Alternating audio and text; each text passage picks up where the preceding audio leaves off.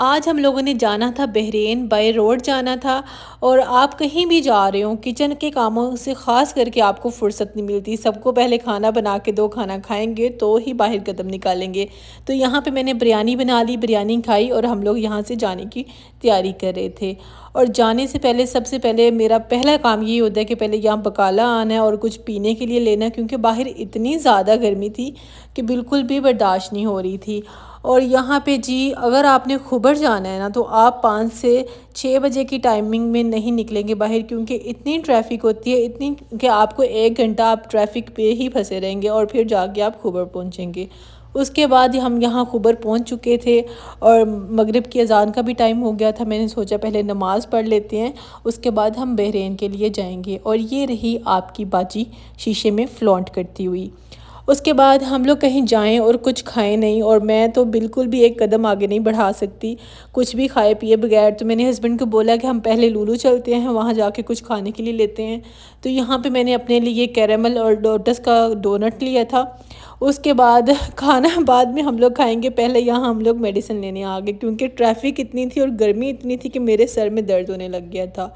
और ये चेक करें मेरे डोनट्स तो मेरे फ्यूचर से भी ज़्यादा लिशक रहे हैं, चमके मार रहे हैं। डोनट हम लोगों ने खा लिया। अब चलते हैं बहरीन के सफ़र पे। ये बाय रोड सफ़र हो रहा है बहरीन का। जो यहाँ पे सऊदीया में रह रहे हैं और विज़िट वीज़ा पे रह रहे हैं, उनको तो पता होगा कि आप लोगों को 3 महीने बाद एंट्री री एग्ज़िट करना पड़ता है। तो जो खुबर वाली साइड पे रहते हैं उनके लिए बहरीन सबसे आसान रास्ता है एंट्री एग्ज़िट करने का। और ये कोई इतना खूबसूरत रास्ता था, इसका कॉजवे इतना बड़ा था कि बहुत ही प्यारा। हमारा बहरीन का एंट्री री एग्ज़िट हो गया था। उसके बाद हम लोग यहाँ वापस आए और शॉपिंग मॉल में गए। यहाँ पे बच्चों के इतने प्यारे प्यारे कपड़े थे। अगर किसी ने अपने बच्चों के लिए ईद की शॉपिंग करनी है तो ये खुबर की जो लुलु की हाइपर मार्केट है, इसके टॉप फ्लोर पे बच्चों के ये कपड़े लगे हुए थे, बहुत ही खूबसूरत थे। और अगर आपने ईद के लिए लेडीज़ ने ख़ास करके कपड़े लेने हैं तो यहाँ पे ये एक इंडियन मार्केट थी।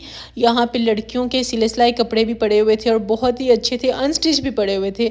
आप इधर लाजमी आएँ और विज़िट करें, क्योंकि अगर आपके पास ईद के कपड़े नहीं हैं पाकिस्तान से या इंडिया से आप नहीं मंगवा सके तो यहाँ पे आपको स्टिच इंडियन वियर और पाकिस्तानी वियर मिल जाएंगे। और यहाँ पे थोड़ी सी हम लोगों ने हस्बैंड की शॉपिंग की। और सबसे मज़े की बात, यहाँ पे अरमानी के गोगल्स पड़े हुए थे और 820 रियाल की एक प्राइस। ठीक है, इसमें तो मैं पूरे महीने का मतलब खा लूँ, ख़त्म ही ना हो, इतने महंगे। और वहाँ पे लिखा हुआ था do not touch the lens. Okay भाई, बहुत महंगे, हमारी औकात से भी ज़्यादा थे।